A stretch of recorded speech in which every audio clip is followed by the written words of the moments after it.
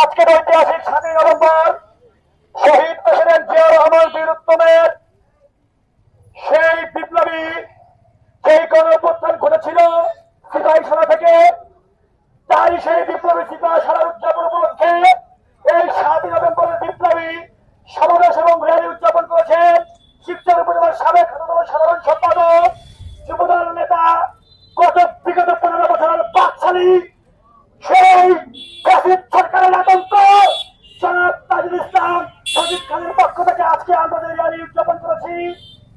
তারই একটি অবশিষ্ট কিছু মহামূল্যবান বক্তব্য রাখবেন তাজুল ইসলাম সজিদ খান, শিবচর উপজেলা যুবদল। সংগ্রামী সাথী ও বন্ধুগণ, আসসালামু আলাইকুম। আপনারা সবাই জানেন আজকের এই দিনে শহীদ রাষ্ট্রপতি জিয়াউর রহমানকে ভারতের কুচক্রী কিছু মহল দালালেরা তারা বন্দী করেছিল, তার জীবন শেষ করে দেওয়ার জন্য, তাকে গুম করার জন্য। কিন্তু আপনারা সবাই জানেন বাংলাদেশের সিপাহীখানা জনতা এবং তাদের গণঅভ্যুত্থানের মাধ্যমে তাকে সে বন্দিশালা থেকে স্বাধীন করে বাংলাদেশের রাষ্ট্রনায়ক হিসেবে বসিয়েছিল। সংগ্রামী বন্ধুগণ, আজকে সেই প্রেক্ষাপট অনুযায়ী আজকে আমরা সারাদিন র্যালি করেছি।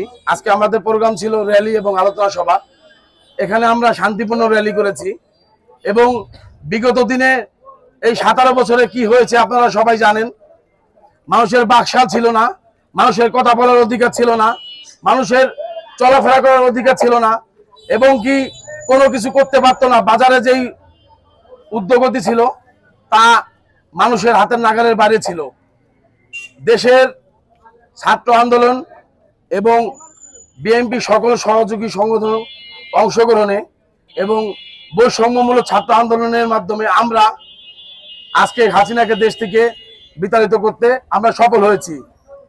আপনারা জানেন বাংলাদেশটাকে খালি করে শেখ হাসিনা চলে গেছে। আমাদের যে ঋণের বোঝা, একটি শিশু বাচ্চা জন্মগ্রহণ করলে তার মাথা পিছু 2.5 লাখ টাকা নিয়ে সে পৃথিবীতে জন্মগ্রহণ করবে।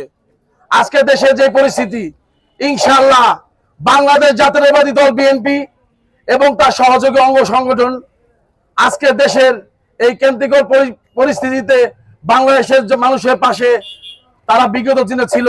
আপনারা জানেন গত 17 বছর মানুষের অধিকার রক্ষা করার জন্য আমরা কি পরিমাণে আন্দোলন করেছি, সংগ্রাম করেছি।